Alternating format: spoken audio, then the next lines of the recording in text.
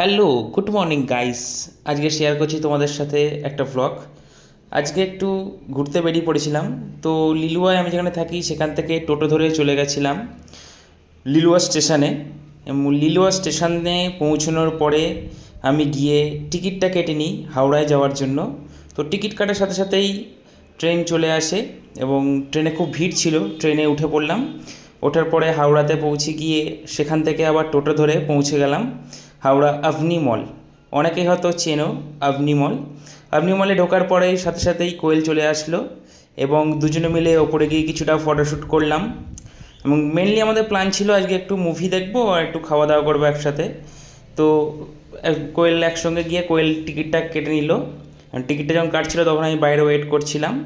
Wait করার পরে তারপরে যখন মুভি হলটা খুললো তখন দুজনে মিলে ভেতরে এন্টার করলাম।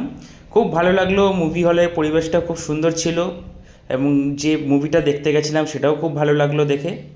দেখার পরে ব্যাস মুভি শেষ, খাওয়া দাওয়ার সময় খাবার অর্ডার করে খাওয়া দাওয়া করে নিলাম। ও তারপরে আবার টোটো ধরে যেখানে আমরা থাকি, আমি যেখানে থাকি সেখানে আবার চলে গেলাম। দেখা হচ্ছে অন্য কোনো ভ্লগে। সবাই ভালো থেকো।